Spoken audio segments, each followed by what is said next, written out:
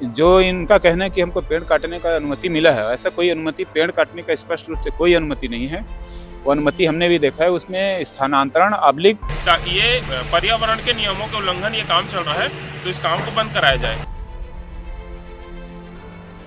ये वो दस्तावेज है जिसमें इस प्रोजेक्ट का निर्माण कार्य को वन विभाग ने इसमें स्थगन दिया हुआ है, इस पे स्टे दिया हुआ है और उस पर रोक लगाई हुई है।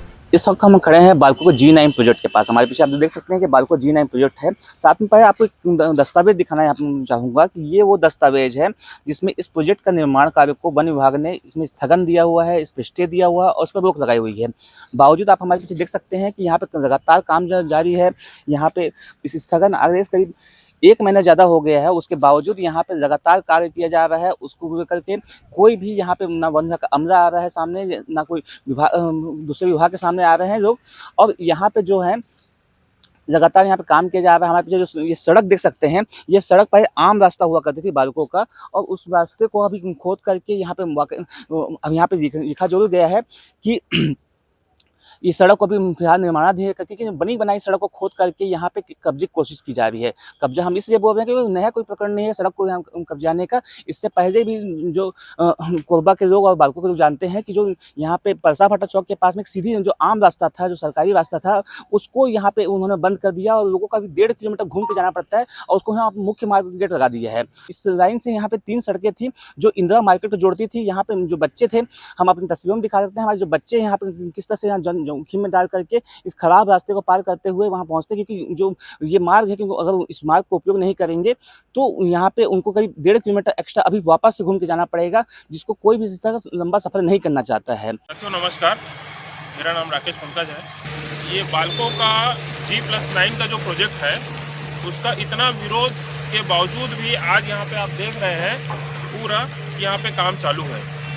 अभी कुछ ही दिनों पूर्व के राजस्व मंत्री माननीय जयसिंह अग्रवाल जी ने पत्र लिख करके ये पर्यावरण के नियमों के उल्लंघन ये काम चल रहा है, तो इस काम को बंद कराया जाए। उसके बावजूद भी आज बालको प्रबंधन की गुंडागर्दी, दादागिरी देख लीजिए कि काम निरंतर चालू है, काम बंद नहीं है। कि यहाँ पे स्कूल बच्चे हैं, छोटे छोटे बच्चे हैं, ये स्कूल भी चल रहा है, उसी के अंदर में कंस्ट्रक्शन का काम चल रहा है। अगर कोई बड़ा हादसा हो जाता है तो स्कूल के बच्चे हैं, पेरेंट्स उनको लेने आए, छोटे छोटे बच्चे हैं, उनको उनके जान का खतरा है और बालको मैनेजमेंट से इसको कोई लेना देना नहीं है। उनका काम नहीं रुकना चाहिए। अभी आप जान रहे हैं कि G+9 का जो प्रोजेक्ट है, ये पूरी तरह सारे नियमों का उल्लंघन करते, पर्यावरण हो, विभाग हो, चाहे ये ज़मीन का मसला हो, सब तरह से ये अवैध रूप से ये कंस्ट्रक्शन किया जा रहा है। देखिए क्या है, जो जिस जमीन पे वो बन रहा है, वो जमीन जो है माननीय हाई कोर्ट और सुप्रीम कोर्ट में किसी मामले में पहले से लंबित था, जिसमें बालको के द्वारा G9 बहुमंजिली आवास निर्माण कर रहे हैं।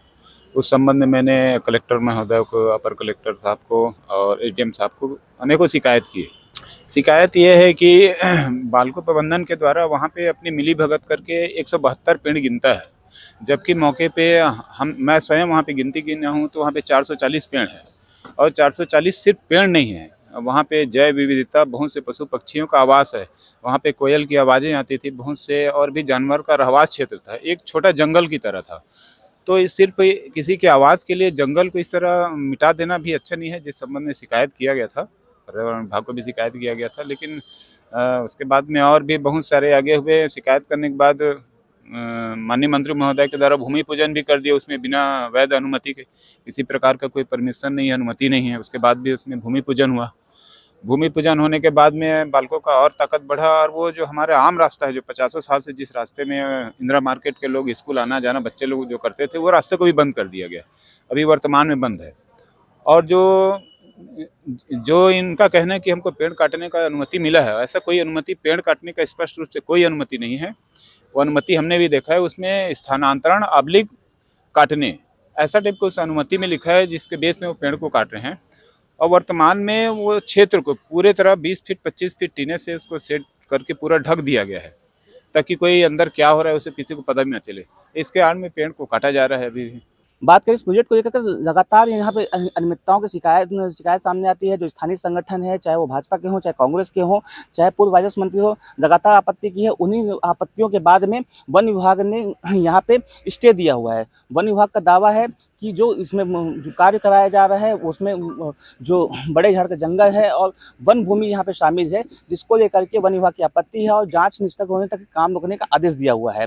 इससे पूर्व भी जब बालकों ने यहाँ पे पेड़ों को स्थानांतरित करने के लिए आवेदन लगाया हुआ था, 172 पेड़ जो है यहाँ पे स्थानांतरित करने का है, जबकि एक दावा ये संगठन जो अलग संगठन है वो दावा करते 400 से अधिक यहाँ पेड़ मौजूद है जिनको काटे जाने की सूचना है। कुछ पेड़ों को काट भी दिया गया है, इस तरह के दावे किए जा रहे हैं। हालांकि इन दावों की हम पुष्टि नहीं करते हैं कि जो आरोप है उन आरोपों की बात करें तो यहाँ 400 से अधिक जो पेड़ थे उनमें काफ़ी पेड़ों को काट दिया गया है और 172 पेड़ों को शिफ्टिंग करने की बात कही जा रही है।